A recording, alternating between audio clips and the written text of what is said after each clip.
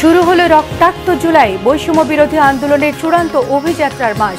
Fascist Sheikh Hasina বিরোধী আন্দোলনের বীর শহীদদের প্রতি শ্রদ্ধা ছাত্র দলের। জুলাই অভ্যুত্থানে প্রথম শহীদ আবু সাইদ হত্যার অভিযোগ আমলে নিয়েছে ট্রাইব্যুনাল। বেগম রোকেয়ার সাবেক ভিসি সহ 30 জন আসামি। নির্বাচিত সরকারের সঙ্গে কাজ করতে আগ্রহী চীন, সহযোগিতা করবে গণতন্ত্র ফেরাতে জানিয়েছেন মির্জা ফখরুল। সংখ্যানুপাতে আসনের দাবি নির্বাচন পেছানোর ষড়যন্ত্র মন্তব্য নেতাদের। আসিফের ব্যাগে অস্ত্রের খালি ম্যাগজিন নিছক ভুল বলেছেন স্বরাষ্ট্র উপদেষ্টা। স্ট্যাটাস দিলেও যৌক্তিক ব্যাখ্যা দাঁড় করাতে পারেননি আসিফ, মত বিশ্লেষকদের। দেখছিলেন ক্রাউন সিমেন্ট সংবাদ শিরোনাম। শুরু হলো রক্তাক্ত জুলাই।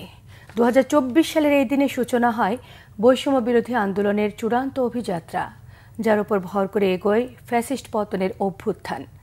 রক্তগঙ্গা পেরিয়ে তৈরি হয় স্বৈরাচারের করুণ পরিণতি।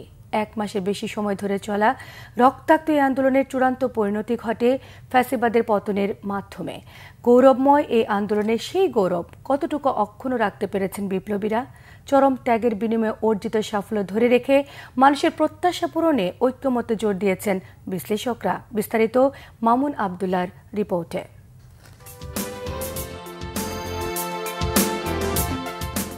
স্বাধীনতা পরবর্তীতে দেশে বেশ কয়েকবার মাথাচাড়া দেয় স্বৈরাচার। সব স্বৈরাচারের রেকর্ড ভেঙে দেয় শেখ হাসিনার টানা প্রায় 16 বছরের অপশাসন। বিরোধী মতকে নিশ্চিহ্ন করাই ছিল যে ফ্যাসিস্টের মূলমন্ত্র। এ সময় ফ্যাসিস্ট বিতাড়িত করতে ব্যক্তি পর্যায়ে অভিনব আন্দোলন ছিল দৃশ্যমান, অভাব ছিল সম্মিলিত আন্দোলনের। অবশেষে সেই তৃষ্ণা মেটে 1 জুলাই। কোটা সংস্কারের লক্ষ্যে 4 দফা দাবিতে বৈষম্য বিরোধী ছাত্র আন্দোলনের ব্যানারে শুরু হয় শিক্ষার্থীদের লাগাতার কর্মসূচি। 2 থেকে 6 জুলাই দেশে ছড়িয়ে পড়ে বিক্ষোভ, মানববন্ধন, অবরোধ সহ দ্রোহের আগুন। আসে বাংলা ব্লকেডের মতো কর্মসূচি। এই কর্মসূচিতে শিক্ষার্থীদের উপর হামলা করে ছাত্রলীগ ও পুলিশের পেটোয়া বাহিনী। 14 জুলাই আন্দোলনরত শিক্ষার্থীরা রাষ্ট্রপতি বরাবর স্মারকলিপি দেয়। এদিনই তখনকার প্রধানমন্ত্রী শেখ হাসিনা আন্দোলনকারীদের রাজাকারের নাতিপুতি নামে তাচ্ছিল্য করেন। তাতে আন্দোলনের আগুনে ঘি ঢালার অবস্থা হয়। তার মানে কি মুক্তিযুদ্ধ সন্তান নাতিপুতিরা কেউ মেধাবী না? যত রাজাকারের বাচ্চারা নাতিপুতি হলো মেধাবী, তাই না? শিক্ষার্থীদেরকে রাজাকারের নাতি বা রাজাকারের সন্তান বলে যখন তুচ্ছতাচ্ছিল্য করেছে, অপবাদ দেবার চেষ্টা করেছে, ঠিক সেই সময়টাতে বাংলাদেশে আওয়ামী লীগের ফ্রেমে যে মুক্তিযুদ্ধের চেতনার কথা, এবং সেই সময়টাতেই আওয়ামী লীগের চেতনার মোড়কে একটা ন্যায্য দাবিকে বানচাল করা, যারা কোটা সংস্কার চেয়েছেন তাদেরকে রাজাকার বলে সেই দাবিকে বানচাল করার যে তাদের ষড়যন্ত্রের জায়গাটা ছিল, সেটা কিন্তু সেদিনই ভেস্তে যায়। 15 জুলাই সরকার প্রধানের সেই তির্যক বক্তব্য প্রত্যাহারের দাবি জানান বৈষম্য বিরোধী ছাত্র আন্দোলনের অন্যতম সমন্বয়ক নাহিদ ইসলাম। 16 তারিখে আরও তেজি হয়ে ওঠে পরিস্থিতি। সেদিনই পুলিশের গুলিতে শহীদ হন রংপুর বেগম রোকেয়া বিশ্ববিদ্যালয়ের সমন্বয়ক আবু সাইদ। আবু সাইদকে সহ 16 তারিখে আমরা দেখলাম আরও অনেককে শহীদ করা হলো, তাদেরকে বুকে সরাসরি গুলি করা হলো। এটা ছাড়া বাংলাদেশের সকলের মধ্যে আবার একটা দাবানলের মধ্যে ছড়িয়ে পড়ে। এরপর কমপ্লিট শাটডাউনের সাথে চলে সর্বাত্মক অবরোধ। এরই মধ্যে আটক করা হয় অন্যতম কেন্দ্রীয় সমন্বয়ক নাহিদ ইসলামকে। সরকারের 3 প্রতিনিধির সাথে বৈঠকে উঠে আসে 8 দফা। পরে দফা কমিয়ে 22 জুলাই নাহিদ 4 দফা দাবি জানিয়ে আলটিমেটাম দেন 48 ঘণ্টার, যেখানে ইন্টারনেট চালু, ক্যাম্পাস থেকে আইনশৃঙ্খলা বাহিনী প্রত্যাহার করে ক্যাম্পাস চালু এবং কারফিউ প্রত্যাহারের ঘোষণা আসে। ততক্ষণে আন্দোলনে ঝরে যায় অসংখ্য প্রাণ, আহত অগণিত। তাদের তালিকা তৈরি ও হামলায় জড়িতদের চিহ্নিত করার দাবি ওঠে 25 জুলাই। 26 জুলাই নাহিদ ইসলাম সহ 3 সমন্বয়ককে রাজধানীর গণস্বাস্থ্য নগর হাসপাতাল থেকে তুলে নিয়ে যায় সাদা পোশাকধারীরা। 27 তারিখে আরও 2 সমন্বয়ককে হেফাজতে নেয় ডিবি। 28 তারিখ রাতে তাদেরকে জাতির সামনে হাজির করে সংবাদ সম্মেলন নাটক মঞ্চস্থ করা হয়। এরই মধ্যে সারা দেশের দেয়াল ছেয়ে যায় আন্দোলনের গ্রাফিতিতে। হত্যা, গণগ্রেফতার, হামলা, মামলা ও গুমের প্রতিবাদে 31 জুলাই সারা দেশে পালন হয় মার্চ ফর জাস্টিস। 1 আগস্ট ছেড়ে দেওয়া হয় গোয়েন্দা হেফাজতে থাকা 6 সমন্বয়ককে। 2 আগস্ট শুক্রবার সারা দেশে চলে প্রার্থনা ও ছাত্র জনতার গণমিছিল। 3 তারিখে কেন্দ্রীয় শহীদ মিনারে লাখো জনতার জমায়েত। সেখান থেকেই আসে অসহযোগ আন্দোলনের রূপরেখা। সেদিনই বৈষম্য বিরোধী আন্দোলনের ব্যানারে ঘোষণা আসে সরকার পতনের 1 দফা আন্দোলনের। সেই উত্তাল অগাস্টে চারদিক থেকে যখন লাশের খবরে আকাশ বাতাস ভারী হয়ে আসে, তখনই 6 August long march to Dhaka কর্মসূচি ঘোষণা। পরিস্থিতি বিবেচনায় একদিন এগিয়ে 5 অগাস্টেই কর্মসূচি পালনের ঘোষণা আসে। বলা হয়ে থাকে, সেই ঘোষণাই ফ্যাসিস্টের মসনদ চূর্ণ করার চূড়ান্ত ঘোষণা। যে ডাকে রাত থেকেই কারফিউ ভেঙে ঢাকার দিকে ছোটে জনতার ঢেউ। সেদিন যেন ভোরের আলো ফুটতেও বিলম্ব হচ্ছিল। রাজধানী ঢাকায় তৈরি হয় এক গুমট পরিবেশ, যা রোখা অসাধ্য হয়ে যায় ফ্যাসিস্টের পক্ষে। এরই মধ্যে খবর ছড়িয়ে পড়ে সকল দাম্ভিকতার অবসান ঘটিয়ে নিজের জীবন বাঁচাতে ছোট বোন রেহানাকে নিয়ে প্রতিবেশী দেশে শেখ হাসিনার পালিয়ে যাওয়ার খবর। এত প্রাণহানি, অঙ্গহানির অর্জন কি 1 বছরেও এসেছে? আমাদের যে কাঙ্ক্ষিত বা জনপ্রত্যাশার যেটা, সেটা কিন্তু এখনো অর্জন হয়নি। ভবিষ্যতে যারা বাংলাদেশের কর্ণধার হবেন, একটা নির্বাচনের মাধ্যমে সরকার পরিচালনার দায়িত্ব লাভ করবেন, আমি মনে করি তাদের এখান থেকে শিক্ষা নেওয়ার দরকার আছে। বিশ্লেষকদের এক কথা, আন্দোলনের সুফল পেতে চাইলে দরকার নিঃশর্ত জাতীয় ঐক্য। মামুন আব্দুল্লাহ, বাংলা ভিশন, ঢাকা। রক্তাক্ত জুলাইয়ের প্রথম প্রহরে রাত 12টা 1 মিনিটে বৈষম্য বিরোধী ও শেখ হাসিনা পতন আন্দোলনের শহীদদের প্রতি শ্রদ্ধা জানানো হয়েছে। কেন্দ্রীয় শহীদ মিনারে শ্রদ্ধা জ্ঞাপন অনুষ্ঠানের আয়োজন করে জাতীয়তাবাদী ছাত্রদল। মোমবাতি প্রজ্বলনের মধ্য দিয়ে শুরু হয় শ্রদ্ধা জানানোর আনুষ্ঠানিকতা। ছাত্রদলের বর্তমান এবং সাবেক নেতারা অনুষ্ঠানে যোগ দেন। রাজধানীর বিভিন্ন স্থান থেকে এসে অনুষ্ঠানে অংশ নেন সংগঠনের সর্বস্তরের নেতাকর্মীরা। সমাবেশে বক্তারা বৈষম্য বিরোধী আন্দোলনের বীর যোদ্ধাদের অবিস্মরণীয় অবদানের কথা উল্লেখ করেন। তারা বলেন, রাজনৈতিক দল আর ছাত্র জনতার সম্মিলিত অংশগ্রহণে জুলাই অভ্যুত্থান চূড়ান্ত পরিণতির দিকে যায় এবং ফ্যাসিস্টের পতনের মাধ্যমে জনগণের চূড়ান্ত বিজয় অর্জিত হয়। গত বছর জুলাই গঠিত ঐক্য ধরে রাখার উপর জোর দিয়েছেন বক্তারা। জুলাই আগস্ট গণ অভ্যুত্থানের প্রতীক রংপুরের আবু সাইদ হত্যার ঘটনায় বেগম রোকেয়া বিশ্ববিদ্যালয়ের সাবেক ভিসি সহ 30 আসামির বিরুদ্ধে মানবতা বিরোধী অপরাধের অভিযোগ আমলে নিয়েছে আন্তর্জাতিক অপরাধ ট্রাইব্যুনাল 2। সেই সঙ্গে পলাতক 26 আসামির বিরুদ্ধে গ্রেফতারি পরোয়ানা জারি করা হয়েছে। অন্য মামলায় গ্রেফতার অপর 4 আসামিকে গ্রেফতার দেখিয়ে ট্রাইব্যুনালে হাজিরেরও নির্দেশ দিয়েছে ট্রাইব্যুনাল। রিপোর্ট করছেন আহমেদ সরওয়ার। কোটা বিরোধী আন্দোলনে বেগম রোকেয়া বিশ্ববিদ্যালয়ের সামনে পুলিশের বন্দুকের নলের মুখে বুক চিতিয়ে দাঁড়িয়ে প্রতিবাদ করেছিলেন আবু সাইদ। কয়েক ফুট দূর থেকে পুলিশের ছোড়া গুলিতে মাটিতে লুটিয়ে পড়েন আবু সাইদ। ওই দৃশ্য গণমাধ্যমে দেখার পর জুলাই আন্দোলন স্ফুলিঙ্গের মতো ছড়িয়ে পড়ে সারা দেশে। ছাত্রদের আন্দোলন রূপ নেয় সব শ্রেণী পেশার মানুষের দুর্বার আন্দোলনে। চলতি বছর ফেব্রুয়ারিতে আবু সাইদের পরিবার পক্ষ থেকে আন্তর্জাতিক অপরাধ ট্রাইব্যুনালে অভিযোগ জমা দেয়া হলে শুরু হয় তদন্ত। 24 জুন তদন্ত প্রতিবেদন প্রসিকিউশনে জমা দেয় তদন্ত সংস্থা। যাচাই বাছাই শেষে সোমবার তা আনুষ্ঠানিকভাবে ট্রাইব্যুনালে দাখিল করা হয়, যেখানে আসামি করা হয়েছে বেগম রোকেয়া বিশ্ববিদ্যালয়ের সাবেক ভিসি হাসিবুর রশিদ সহ 30 জনকে। আবু সাইদের গুলিবিদ্ধ হওয়ার গণমাধ্যমে প্রচারিত ভিডিও ফুটেজ দেখানো হয় ট্রাইব্যুনালে। পরে বিচারপতি নজরুল ইসলাম চৌধুরীর নেতৃত্বে আন্তর্জাতিক অপরাধ ট্রাইব্যুনাল অভিযোগ আমলে নিয়ে আদেশ দেন। আগামী 10ই জুলাই পরবর্তী শুনানির জন্য দিন ধার্য করেছেন। ওই দিন যে 4 জন আসামি গ্রেপ্তারকৃত আছে তাদেরকে গ্রেপ্তার দেখানো পূর্বক তাদেরকে উপস্থিত করানোর জন্য জেল অথরিটিকে নির্দেশ দিয়েছেন এবং বাকি যে 26 জন আসামি আছে তাদেরকে গ্রেপ্তার করে ওই তারিখে হাজির করার জন্য আইন শৃঙ্খলা রক্ষাকারী বাহিনীর প্রতি নির্দেশ দিয়েছেন। সেই দিন আসামিদের উপস্থিতির পরে বিচারের জন্য যে স্বাভাবিক কার্যক্রম সেটা গৃহীত হবে। যদি সকল আসামি গ্রেপ্তার করা না যায় তাহলে পলাতক আসামিদের ব্যাপারে স্টেট ডিফেন্স লয়ার নিয়োগ করার জন্য আদালত আদেশ দিতে পারেন এবং তার মাধ্যমেই আনুষ্ঠানিক বিচারের যাত্রা শুরু হয়ে যাবে। অক্সিলিয়ারি ফোর্স হিসেবে আওয়ামী লীগ, যুবলীগ এবং বিশ্ববিদ্যালয়ের ভিসি সহ বিশ্ববিদ্যালয়ের প্রশাসন এই ছাত্রদের আন্দোলন দমনের ব্যাপারে পুলিশকে কিন্তু সরাসরি নির্দেশনাও দিয়েছে। সরকারের পাশাপাশি বিশ্ববিদ্যালয়ের ভিসি সহ বিশ্ববিদ্যালয়ের প্রশাসন, ওই সময়ের প্রশাসন যারা ছিল তারা সরাসরি পুলিশকে উস্কানি দেওয়া, নির্দেশ দেওয়ার কাজটা করেছে এবং তারা যেহেতু সুপিরিয়র অবস্থানে থেকে এটা করেছে সেজন্য সুপিরিয়র রেসপন্সিবিলিটি বিশ্ববিদ্যালয়ের যারা ঊর্ধ্বতন কর্তা ব্যক্তি যারা এই মামলার আসামি তাদেরকেও এই দায়ে দায়ী করা হয়েছে। চিফ প্রসিকিউটর তাজুল ইসলাম জানান, বিচারের জন্য যতটুকু সময় প্রয়োজন তাই নেবে ট্রাইব্যুনাল। তারা ন্যায় বিচার করতে চান। এই বিচার যেটা জাতির একটা বড় প্রায়োরিটি এবং ভবিষ্যতে এই অপরাধের রিকারেন্স ঠেকানোর জন্য রাষ্ট্রকে যে জায়গায় যেতে হবে সেই জায়গাটা নির্ধারণ করার ব্যাপারে আমরা দিনরাত কাজ করছি। বিচারের জন্য যতটুকু সময় প্রয়োজন বিচারের সেই গতিতে আগাচ্ছে এবং এইটাকে দ্রুততম সময়ের মধ্যে নিষ্পত্তি করা এবং পাশাপাশি ন্যায় বিচারের সকল স্ট্যান্ডার্ড মেনটেন করা, এই দুটোকে মেনটেন করে আমরা চলছি। তাতে কয়দিন সময় লাগছে সেটা নিয়ে আমাদের ওয়ারিড হওয়ার কোনো কারণ নেই, কারণ বিচারকে ন্যায় বিচারের মাধ্যমে সমাপ্ত করতে হবে।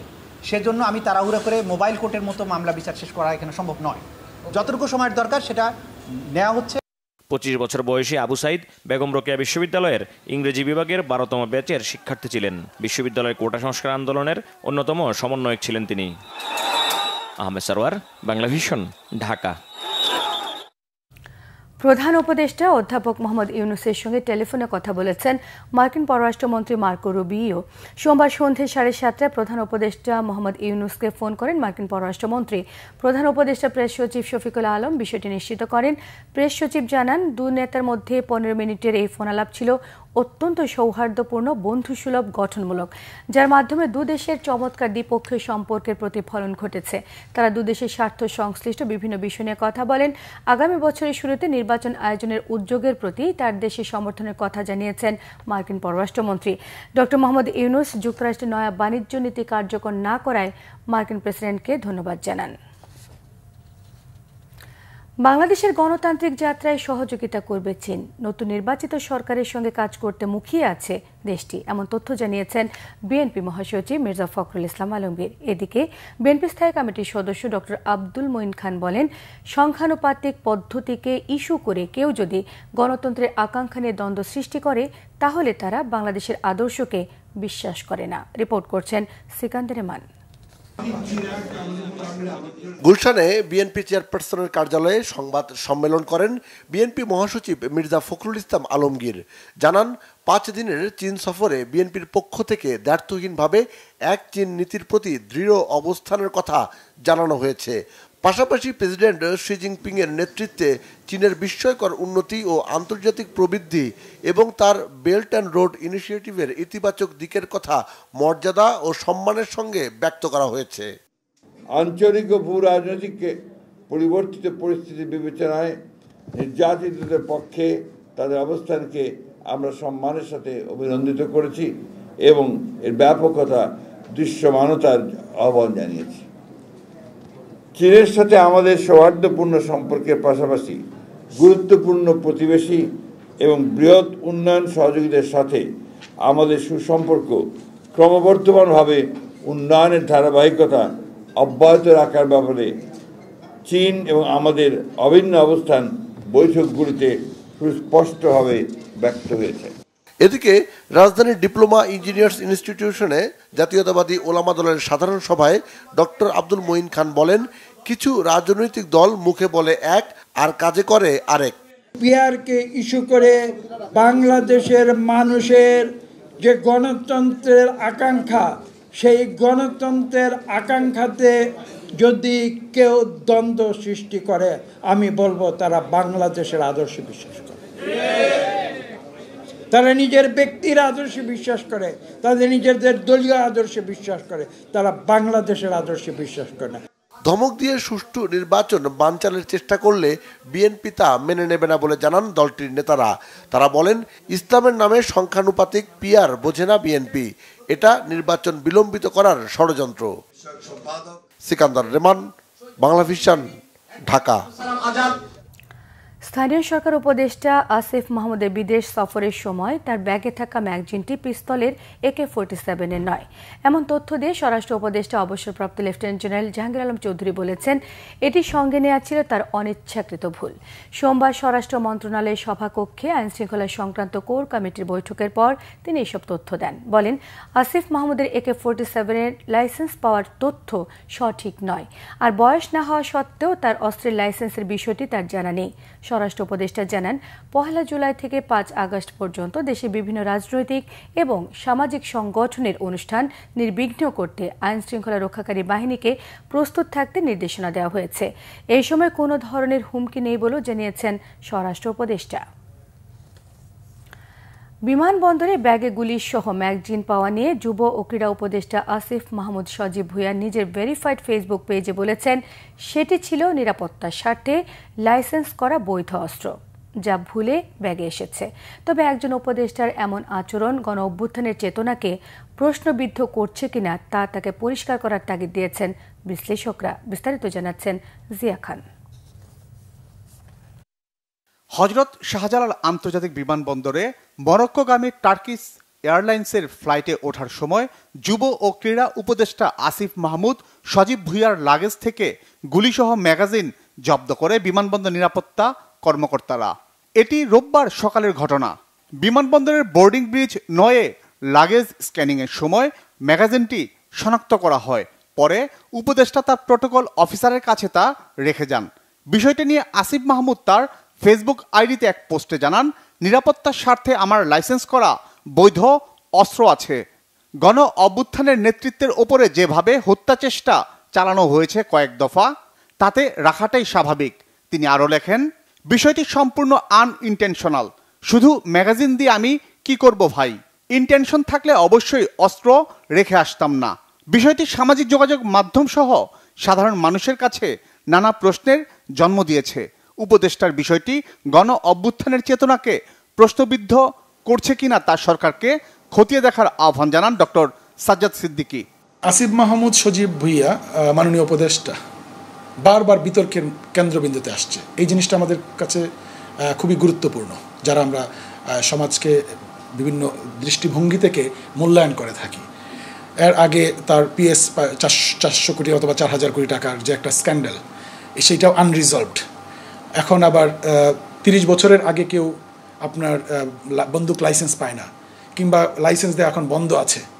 এই সব কিছুই তারপর ক্যাবিনেটের শক্তি দিয়ে কোনো এক্সেমশন কি প্রিভিলেজ পায় কিনা সেটা হয়তো আইন বিশেষজ্ঞরা ভালো বলতে পারবেন। তবে এই সব কিছুর উত্তর জনগণ আশা করে। শুধু পাবলিক অ্যাপোলজি উনি যেটা করেছেন সেই ব্যাপারটা আমরা স্বাগত জানাই, কিন্তু ওনাকে বারবার কেন উনি প্রশ্নের সম্মুখীন হচ্ছেন, এই ধরনের বিতর্কের মধ্যে পড়ছেন। এর ফলে এই যে আমাদের জুলাই অগাস্ট যে গণ অভ্যুত্থানের যে স্পিরিট, সেই স্পিরিটকে প্রশ্নবিদ্ধ করছে কিনা সেটাও আমাদেরকে বারবার ভাবাচ্ছে। তো এই সব কিছুর প্রশ্নের উত্তর আসিফ মাহমুদ সজীব ভুঁইয়ার নিজেকেই ক্লারিফিকেশন দিতে হবে, এই সরকারের ইমেজের স্বার্থে এবং তার ব্যক্তি রাজনৈতিক কিংবা ব্যক্তি স্বার্থে। সমাজ ও অপরাধ বিশেষজ্ঞ ডক্টর তৌহিদুল হক বলেন, ফেসবুক স্ট্যাটাস দিলেও নিজের পক্ষে যৌক্তিক ব্যাখ্যা দাঁড় করাতে পারেননি উপদেষ্টা। কোনো যৌক্তিক ব্যাখ্যা তার কাছে নাই, এবং কারণটা হলো এক হলো তার বয়স এবং অনেক দিন মানে কয়েক বছর ধরে বৈধ লাইসেন্স দেওয়া বন্ধ। তাহলে তিনি যে লাইসেন্সটা নিলেন কিসের প্রভাব খাটিয়ে নিলেন? ক্ষমতার প্রভাব খাটিয়ে তিনি নিয়েছেন, তাহলে সেটি তো আসলে তার শপথের সাথে সাংঘর্ষিক। তিনি এটা কেন করবেন? তার নিরাপত্তার জন্য তার তো প্রোটোকল আছে। এই পদের একজন উপদেষ্টার নিরাপত্তার জন্য তো তার প্রোটোকল আছে। এরপরও যদি তার ব্যক্তিগত নিরাপত্তার জন্য তিনি যদি নিজে অস্ত্র রাখতে চান, তারও একটা নির্দিষ্ট প্রক্রিয়া আছে, সেটি আবেদন করা, এরকম কোনো প্রক্রিয়ার কথাই তো আমরা জানি না। তো হঠাৎ করে তার কাছে এই অস্ত্রের যে উপস্থিতি বা তার কাছ থেকে যে পাওয়া গেল, সেটি তো মানুষের মধ্যে নানা ধরনের সন্দেহ তৈরি করবে, এবং সন্দেহ বা তৈরি হওয়াটা খুবই স্বাভাবিক। এর আগেও এপিএসের আর্থিক দুর্নীতি, বাবার নামে ঠিকাদারি লাইসেন্স সহ বেশ কয়েকটি বিষয় আলোচনায় আসলেও শুধু মাফ চাওয়া ছাড়া আসিফ মাহমুদ সজীব ভুঁইয়ার কাছ থেকে কোনো ব্যাখ্যা না পাওয়া গণ অভ্যুত্থানের চেতনা পরিপন্থী বলে অভিমত তাদের। এই উপদেষ্টাদের যার যার বিরুদ্ধে অভিযোগ, তাদেরই কাজ ছিল যেগুলো নিরপেক্ষ তদন্তের মাধ্যমে তারা বলুক, যেগুলো সংশ্লিষ্ট প্রতিষ্ঠান নিরপেক্ষ তদন্তের মাধ্যমে প্রমাণ করুক যে তারা এর সাথে জড়িত। সেটা কিন্তু হয় নাই। তার মানে তারা যে নীরব আছে, এই নীরবতা কিন্তু আসলে ভিন্ন অর্থ বহন করে। তো এই যে বারবার সরি বলা, তার যে ইমেজ এবং সরকারের ইমেজ, এই দুটোকেই ক্ষতিগ্রস্ত করছে। এবং শুধু সরি বললে একটা প্রাইমারি এক্সেমশন হয়তো পায়, কিন্তু বাদবাকি যে তার বিরুদ্ধে যে অভিযোগগুলো, এই অভিযোগগুলো বারবার আসছে কেন, সেটা সরকারের উচিত হচ্ছে অ্যাকাউন্টেবিলিটির মধ্যে এনে সজীব ভুঁইয়াকেও এবং সরকারকে দুইজনের ইমেজ রক্ষার একটা উইন উইন সিচুয়েশন তৈরি হতে পারে, এবং জবাবদিহিতার একটা জায়গা স্পষ্ট হতে পারে। যে কোনো মূল্যে গণ অভ্যুত্থানের চেতনা ধরে রাখার দায়িত্ব এই সরকারকেই নিতে হবে, অভিমত বিশেষজ্ঞদের। জিয়া খান, বাংলা ভিশন, ঢাকা। ভুল সীমানা পিলারের মাসুল দিচ্ছে জীবন্ত সত্তা উপাধি পাওয়া তুরাগ নদ।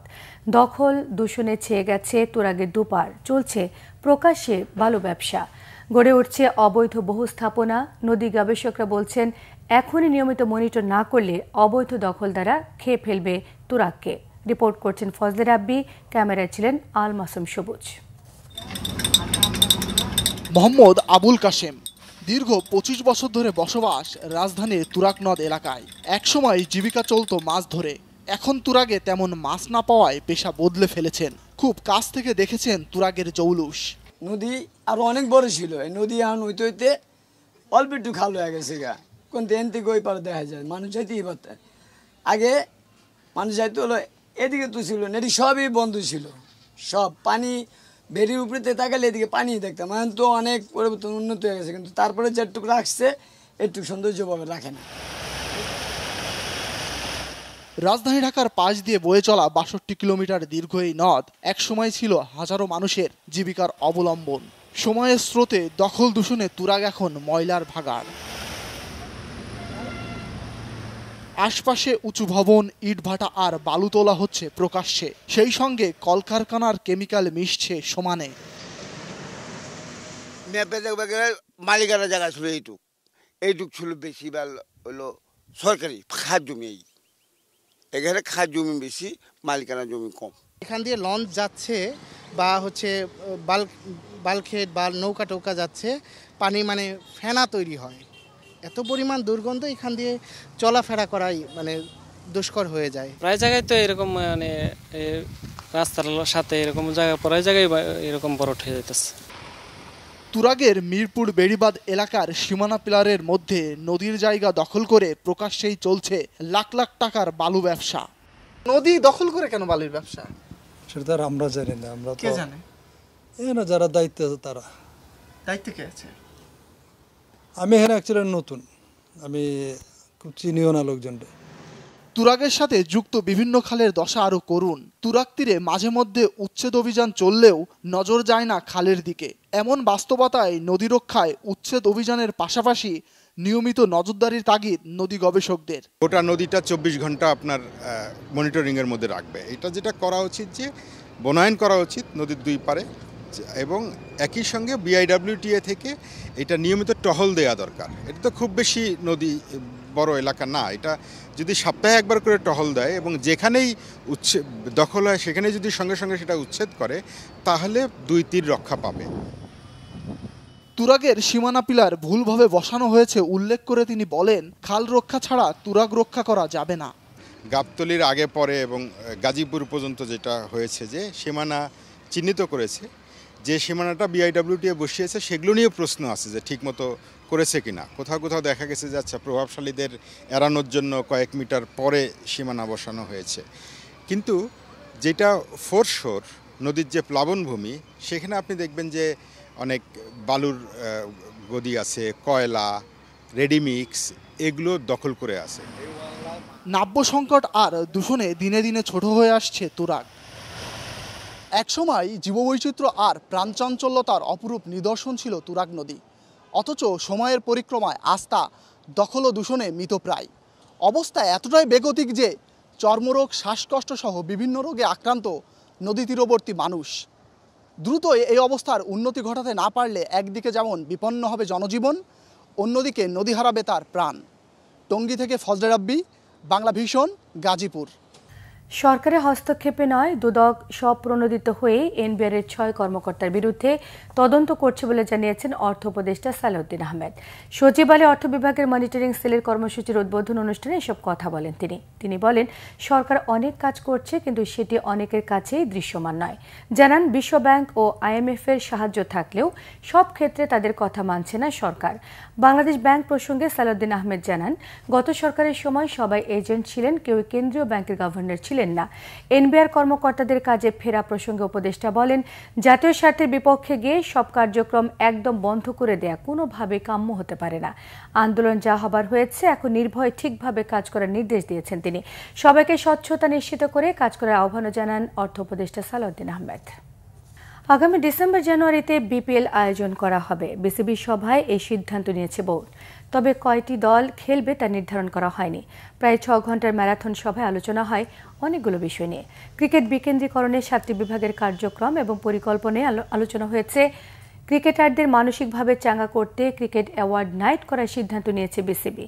মাঠ সংকট সমাধানে পূর্বাঞ্চল স্টেডিয়াম এবং ফতুল্লা স্টেডিয়ামের সংস্কার করার উদ্যোগ নেওয়া হবে। এছাড়াও অনুশীলনের জন্য ঢাকার আশেপাশের মাঠগুলো কাজে লাগানোর পরিকল্পনা করছে বিসিবি। এবারে বিপিএলে নতুন করে দল নেওয়া হবে নির্দিষ্ট নীতিমালার ভিত্তিতেই। পরিচালনায় থাকবে আন্তর্জাতিক স্পোর্টস ম্যানেজমেন্ট এজেন্সি। আগামী ডিসেম্বরে বিপিএল টুর্নামেন্টের জন্য এরই মধ্যে কার্যক্রম শুরু হয়ে গেছে। 5 বছরের জন্য দল দেওয়া হবে ফ্র্যাঞ্চাইজিগুলোকে। আম্পায়ারদের মানোন্নয়নে সাইমন টাফেলের সঙ্গে 3 বছরের চুক্তি করেছে বিসিবি। আগস্টেই বাংলাদেশ সফরে আসবে ভারত, আশা করছে বিসিবি। এই সিরিজ নিয়ে চলছে আলোচনা, জানিয়েছেন সভাপতি আমিনুল ইসলাম বুলবুল। শ্রীলঙ্কায় সিরিজ চলার কারণে শান্ত টেস্ট নেতৃত্ব ছাড়ার বিষয় এবং নতুন অধিনায়ক কে হবেন এসব নিয়ে কোনো কথা বলতে চাননি বিসিবি সভাপতি। সংবাদ শেষ করব। ক্রাউন সিমেন্ট শিরোনামগুলো আরো একবার জানিয়ে দিন। শুরু হলো রক্তাক্ত জুলাই, বৈষম্য বিরোধী আন্দোলনের চূড়ান্ত অভিযাত্রার মাস। ফ্যাসিস্ট শেখ হাসিনা বিরোধী আন্দোলনে 20 শহীদদের প্রতি শ্রদ্ধা ছাত্র দলের। জুলাই অভ্যুত্থানে প্রথম শহীদ আবু সাইদ হত্যার অভিযোগ আমলে নিয়েছে ট্রাইব্যুনাল। বেগম রোকেয়ার সাবেক ভিসি সহ 30 জন আসামি। নির্বাচিত সরকারের সঙ্গে কাজ করতে আগ্রহী চীন, সহযোগিতা করবে গণতন্ত্র ফেরাতে, জানিয়েছেন মির্জা ফখরুল। সংখ্যানুপাতে আসনের দাবি নির্বাচন পেছানোর ষড়যন্ত্র নেতাদের মন্তব্য। আসিফের ব্যাগে অস্ত্রের খালি ম্যাগজিন নিছক ভুল, বলেছেন স্বরাষ্ট্র উপদেষ্টা। স্ট্যাটাস দিলেও যৌক্তিক ব্যাখ্যা দাঁড় করাতে পারেননি আসিফ, মত বিশ্লেষকদের। এই ছিল এখনকার মতো। পরের সংবাদ সকাল 7:30টায় দেখার আমন্ত্রণ রইল। এছাড়া বাংলাভিশন সংবাদ ও সংবাদ সংশ্লিষ্ট অনুষ্ঠান দেখতে ভিজিট করুন www.bbnews24.com, facebook.com/banglavishnnews, সাবস্ক্রাইব করুন youtube.com/banglavishnnews। সঙ্গে থাকায় ধন্যবাদ।